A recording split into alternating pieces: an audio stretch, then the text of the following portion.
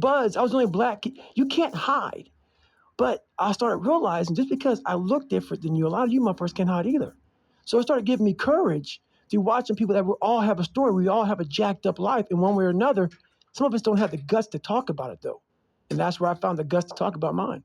Well, there's purity in physical pursuits, right? Because it doesn't matter what your social status is. It doesn't matter how people perceive you. When it comes down to how long can you stay in that pool, when it comes down to how far can you run, Right. when it comes down to how much can you push yourself past the part where you want to quit, Right. how far can you keep going? There's a purity in that it dissolves social order, all that bullshit, what people think about you goes out the window. It's who are you right now? That's right. Who are you right now? That's a true statement, man. And I look at it as psychological warfare. And that's where I started learning that life is one big psychological warfare that you play on yourself. You play on yourself, man. The most important conversation I ever had is with myself. And the shit I was telling myself was so fucked up. It was so wrong. It was so misguided. And other people start to write that dialogue for you also. And it starts to be what you say to yourself every single day. And I started creating a whole nother warfare, a whole nother battle started becoming. I was like, oh, hang on a second, Goggins. You have these tools. You have these tools. Your life was basically the perfect grounds for training for where you need to go in your life. All the beating, it always looked brutal. People waking up early and doing all these things, and it looked horrible. I was like, wow, man, I got to start doing that. Not to get better, bigger, and stronger, but that is what's going to build me. That looks uncomfortable. That looks brutal. And getting up early, I don't want to do that. So I made this long list of things I don't want to do. And through that, I found myself. I started I'm like, you guys aren't doing this shit in high school. You guys aren't getting up at 5 o'clock in the running over here in this golf course. So I started seeing myself very differently than the average human being. I was like, hang on a second. I have something they don't have. And that's when I started to develop these things through working out. It was this great, never-ending work ethic. And through work ethic, I developed self-esteem. Now, is this something that you learned? Is this something you learned yourself from exercise yourself? Or is this something you had read or heard about? Like, what made you equate doing this and doing these difficult things physically to mental toughness, to being, this is the discipline that you need in order to get your life out of the situation you're in? So I never read anything. You know, I could barely read, so right. I wasn't reading back then. I watched a lot of movies, and I was really big into visualization. And I always equated working out to struggle. And I struggled my whole life, but I ran from it. So I started realizing, man, I got to start facing the struggle, and I got to be mentally strong for the struggle. So that's why I started coming up with, I'm training for life. Mentally, I'm training for life. I'm not training for to lift 400 pounds. And I found out on my own pretty much is that through discipline, through self-discipline, through repetition, through tons of repetition of the same thing that you don't want to do. And that's the key thing. Through repetition of things you don't want to do, you develop mental, like an armor for your mind. You start to armor your mind because your mind's like, okay, we suffer every day. It's what we do. We do stuff that sucks every day. So then when the suck stuff comes, you're ready for it. And that's how I started coming up. I just started being very uncomfortable. And now it's like just a way of life. It's a crazy thing to figure out, though. It's like that you figured it out, and you didn't just figure it out, you embraced it. Like when you were talking about your senior year of high school, when you're talking about your mirror being your accountability mirror, like you had a radical shift. Mm-hmm. Like you just decided to not be a fucking loser, right, and to start tightening up and start holding yourself accountable and get ready for things. So I have this my whole life. I mean, I don't know if people believe in God or what. I don't care what you believe in. There's been this unrelenting voice in my head. We all have this voice. It's the right or wrong voice. And a lot of times that voice guides us into comfort. And my voice guided me into comfort a lot. But I had this other voice I heard my whole life saying, hey, motherfucker, what are you doing? No, man, we got to go over here. We got to go over here to that rock pile over in the fucking corner where nobody's at. That's where victory's at. We're over there in that corner. So this voice was giving me all these answers. Now, I wasn't a real smart kid growing up, but I had this crazy voice in my head saying, over there is where the fucking answers are. And I didn't want to listen to it because over there was pain. Over there was me looking in the mirror. Over there was me being accountable for all these things I went through my life. Even though people put them on me, it's now mine to own. And I didn't want to go over there by myself, but I had to. And his voice was guiding me there. It's God, whatever you want to call it. But that's what it was in me. Do you think that's just what when you separate yourself from your ego and what your insecurities and all you, like, if you were giving yourself advice, you would say that's what the thing is to do. So do you think that's what it was, like your subconscious, or you stripped away from all the bullshit when you couldn't lie to yourself because it's a voice in your head? It's exactly it. It's exactly it. Because it knew. It knew. I was a character. I was trying to find myself through a character. I was making different hairstyles and sagging my pants, and I was off. I was off, man. I was a clown. I was a clown, and I was like, this is not where you're supposed to be in life, man. And it's ugly when you look in that dirty mirror, and you're trying to do a new hairstyle to go to school. You know, I had a hairstyle one time where I shaved the top of my head. You know how old men had the hair like leaving their head? Yeah. Yeah. So I went to school with hair on the side of my head and in my back, and I shaved the whole top of my head.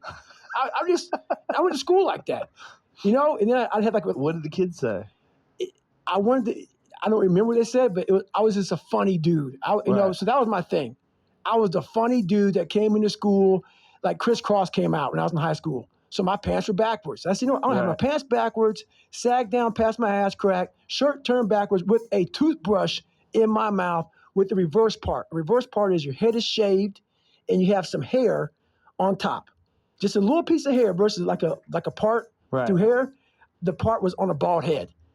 So it was just, I would sit at home instead of studying. I would think about what can I do to impress the motherfucker at school. Wow. And that became my life.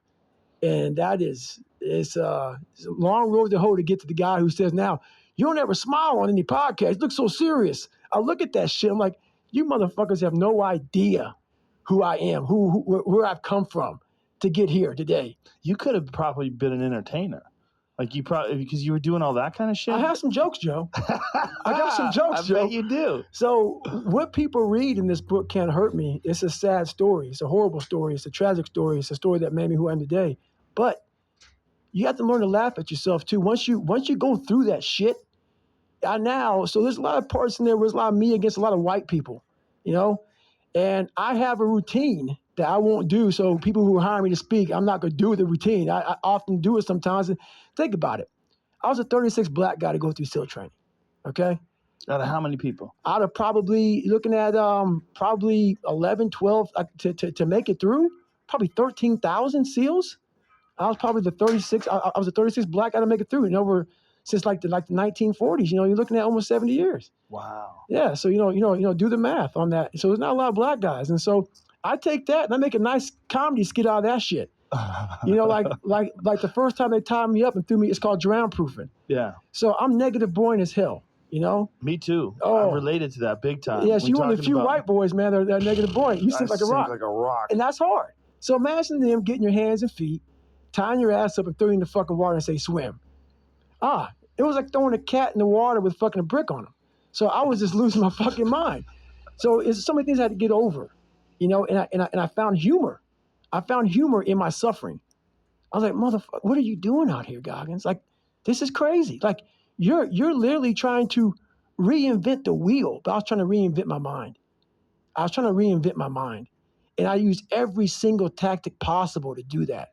I didn't want to live in this world where I was a fake human being anymore. And I was tired of blaming everybody for where I was at. My dad beat me, this happened. I mean, my dad ran prostitutes, man. My dad literally snatched the soul out of my mom. Like, my mom is still battling. Like, after my mom left my dad, and this is what I'm talking about in the book, she got married 3 times for a total of 6 months. You know, I don't go there. I'm not even gonna talk about the guy she married. So this woman she's beautiful. She's so smart, all this stuff, man. This guy literally stripped her soul away. And I was a young kid watching it. And I had no soul to begin with. And my brother, he has a story that he could write 8 books. You know, my dad just came through and just washed us all clean. So to come out. Is he still around? He died about 4 years ago. 4 or 5 years ago, I'm not for sure. I didn't go to the funeral, but I forgave him. So I saw my dad through an 8-year-old's eyes. So we left when I was 8. And then at 22, I went back to see him through a grown man's eyes. And he was the same person I remembered. But I had to. You can't live with hate. You cannot move forward. As much as that guy tried to ruin all of our lives, that's where I came from. I had to figure out the origin of where I started from. So when I was going back through my life trying to fix who I am, the fucked up person I was, like if your knee hurts, it's usually not your fucking knee that's hurting. It's something else, man. Like it could be a tight quad. It could be the right leg if it's the left leg. You got to find out the origin of where all this shit began. And it was him. So I had to go back to where, my roots and the origin of all this happened. And it's hard to do that. Did you make peace with him? I made big peace with. So we didn't have a peaceful conversation. We left very Garanimal. He's a vicious man. He was a vicious man. I mean, medieval motherfucker. So I had become a medieval motherfucker at that time. I was 22 and I was the big boy. And so I was no longer the guy who was afraid. It was not like, hey, I want to kill you type of shit. And we were sitting at Denny's after an all-night skate or whatever the hell, he owned bars and skating rinks and shit like that. And so we were sitting down and we kind of got into it and I just kind of left. But I had to make peace with it in myself. I could not hold on to that hate because holding on to that hate was half the reason why I kept falling into the same pattern of failing. I had to start dumping off some baggage. I had to start figuring out me through him. And that's all he was there for. He was the origin. I had to figure him out, figure out why he was so evil to my mom, to me, my brother. And I had to start studying him. Like a lot of people have situations where someone does something and we all attack that person, like on the media. If someone does something wrong, everybody now is fucking perfect. And we now judge this guy. I don't judge him. I don't judge anybody. What I do is I start studying them. Why did they do that? Not in a judging way. I want to learn from you. And what'd you get out of your dad? I got that he grew up rough. He was very insecure, had a lot of kids, and his insecurities just trickled over onto us.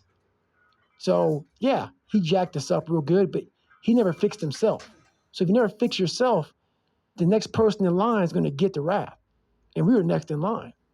His first wife, killed herself or whatever happened and, got burned up in a house or something. It's some craziness, man. There's a lot of stuff that goes on there that I didn't put in the book because I don't feel like going to court. Yeah. But yeah, it was a lot of stuff.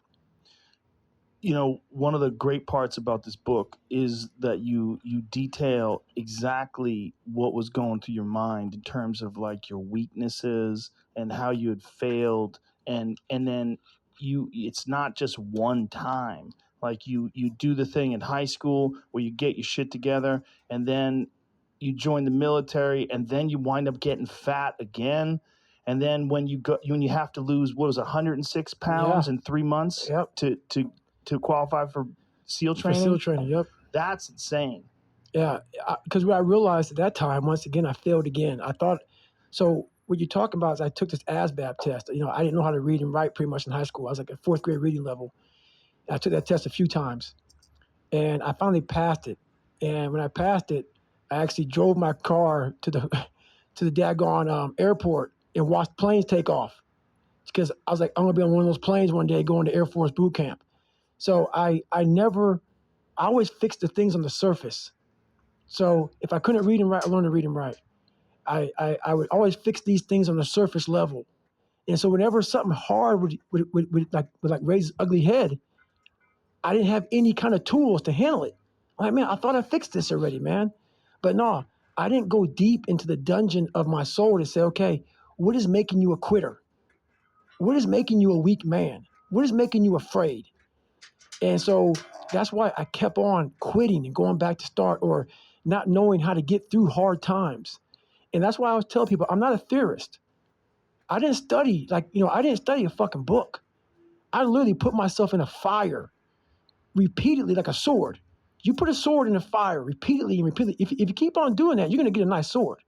And then you keep on beating it. You got to beat the shit out of it. And that's what I am. Yeah. I became that. I said, okay, we can't quit. We got to figure out why you are this pussy. Why are you this pussy, man? What is wrong with you? What's going on here? So I kept on putting the sword back in the daggone fire, and I just beat it harder.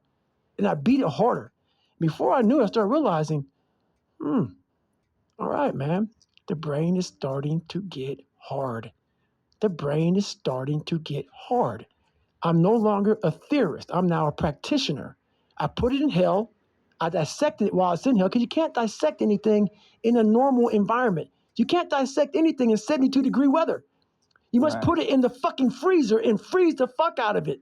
And then you dissect it. Dissect it when it's miserable.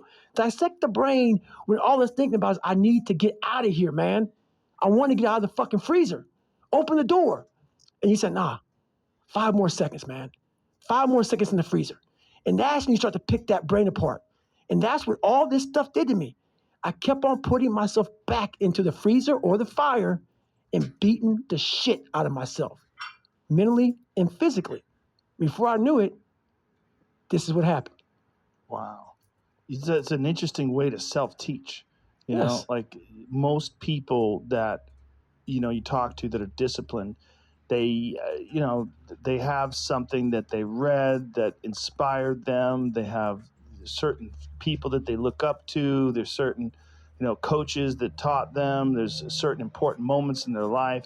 But for you, it's a system of failure and reflection and then rebooting. That's it. Yeah. Repeated failure. And people think a lot of times about me that I'm angry. Oh my God, you sound so angry. You cuss so much. Oh my God, why you cuss so much? Why are you so crazy? If you read my book, I cannot explain my life by saying, hey, it was a Merry fucking Christmas, man. No, it wasn't. I want you to go there with me. I'm taking you there with me. I'm a storyteller. I want to take your ass down paradise. So the house I lived in Buffalo, New York, that I got my ass beat every day, funny.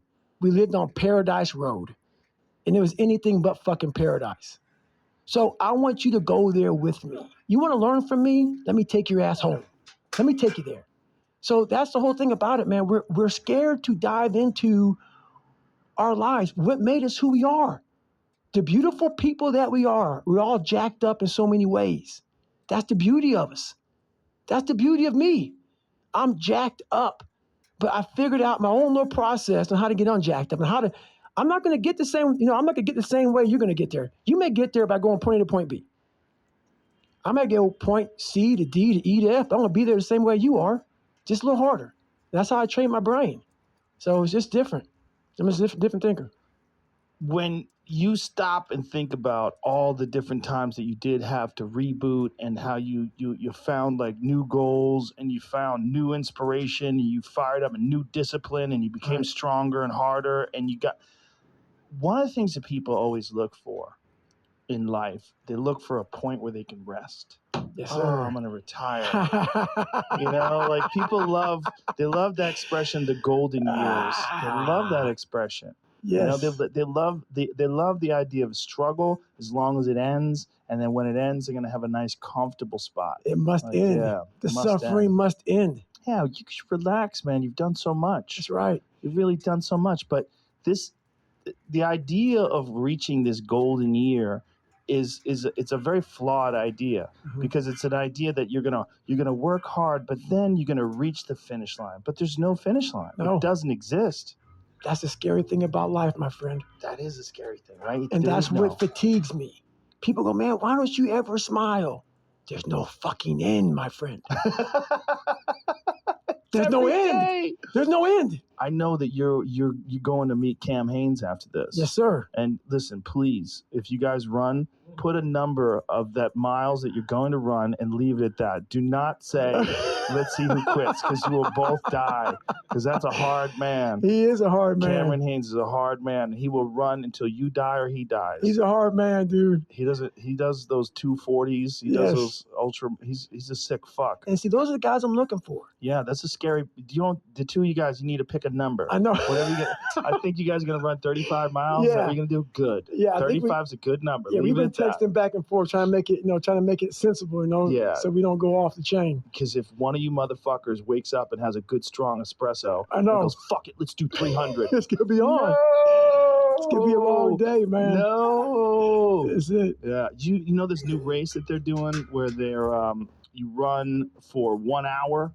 You run like as many, and then you have like a bell rings, and then you sit down for a little bit. Mm-hmm. You know what I mean? Like there's like a 4.17 mile thing. Yep. It's that sick fuck. What was the guy's name that created that? The guy did the Barkley Marathon. Yes. You're talking about Laz.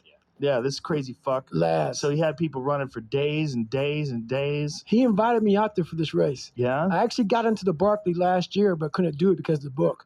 So I'm supposed to do it this year, but now, we'll see again how the schedule goes. But yeah, that's a sick man. I've done a couple of his races. Like he has one called Strolling Jim. I actually won that one in 2016. But he's a sick man. What is a Strolling Jim race? It's his probably easiest race. It's like through the back country of Tennessee. It's a 41-mile race on the road. It's one of the first, ultra marathons out there ever. And my mom lives in Nashville. So it's like an hour drive. I went up there, and it was like one of my first races back after me being all sick and jacked up for so long. And I got lucky, had a good race, and I happened to win it. You were talking about psoas muscle. Yeah. And you had all that. We have this thing now that we got. What is that called? The So right. So right. Have you ever used one of I those have it fucking also. things? I saw it in there, that little black contraption. Yeah, Yeah. that hard plastic thing. Yeah. That thing's phenomenal. It's evil, man. Yeah, Yeah. it's good. It's amazing. I started getting tightness in that when I was running a lot. Like I'd never gotten tightness in that area before. Yeah. It seems like that's a running thing, right? It's a running thing and also a very stressed thing. If you're real stressed out, man, like for me, like I talk about the origin, where things start. My body was so in my hand in the book. I was in a dark. I went to a place, man, that I'm like, I can do anything here. We gotta live here for a while. Oh. Cause I kept on feeling that record. I go, I don't want to see a pull-up bar again. I mean, like, I did 67,000 pull-ups, man. Like, this is my third. I'm like, I can't. I don't want to see another pull-up. So it's like, I'm doing this come hell or high water, man. So I broke it out. Is this the video? Let me hear this. Play this. So I never trained with music. There's a reason why I don't do that. The music's not going to always be there. The TV, the distractions, all these external things. I'm in the gym right now with all this loud music. People need it to get fired up. They need it to stay motivated. They need to stay in the fight. They need it to just go in the gym to do whatever they're going to do. What do you do when you have no external motivation? It's about the internal. What do you say to yourself? How are you going to fire yourself up? What's that flame inside of you that keeps you going? Let that keep you going, not this.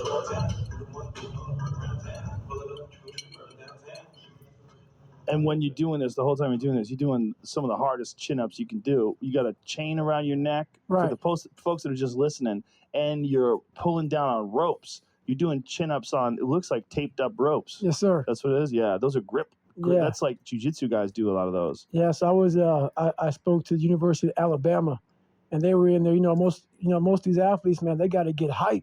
So that music is blaring. Yeah. I'm like, man, once that shit comes off, and you get popped in your fucking mouth, your headphones are on the sidelines, brother. What's gonna happen? Yeah. What you gonna say to yourself then? So that's how I train my mind, man. I train my mind because I'm not gonna get popped in my mouth, man. I'm gonna get popped in the back of an alley one day, man, running around doing what I do, and there's gonna be no music. Yeah. You better figure it out. I told you, James, cheating. I told him but when I first started running, people said, do you run with music? And I know running's cheating. When you have music on, it's cheating. You're cheating. You listen to music. But now I listen to music all the time. But more than I listen to music, I listen to books. Yeah. Books on tape, audio books, and yours is, like I said, has been the last 2 weeks. Has been my running partner. Well, I appreciate that, man. It's fucking phenomenal, man. It's phenomenal. And you're doing this kind of independently, right? Yeah. So what I did, man, is I pissed off a lot of people. So in 2012, I got an offer for my book for $30,000. I said, you can go fuck yourself. You know what the hell I went through, brother? So then everybody was like, we don't see a market for a black guy, ultra runner, fat guy who couldn't read. 15% of America's black. We don't see many fucking, people buying your book. They think only black people will buy your book? There's some ignorant people out there, man. Everybody that follows me is white. I don't have a black. I have like 3 black followers, man. Eve Edwards just left. It's He follows hilarious. you. Yeah, Eve right. Edwards is a big fan. He's black. Yeah, he's like an unusual species out there, man. And so I'm sitting there walking around going, man, you don't even know who, everybody I talk to is white. It's the ignorance of the world. And I'm in these meetings hearing this kind of stuff. So now, 2018, I get a $300,000 offer for a first-time author. So I'm sitting back, I'm like, my God, man, I used to make like fucking $60,000 a year,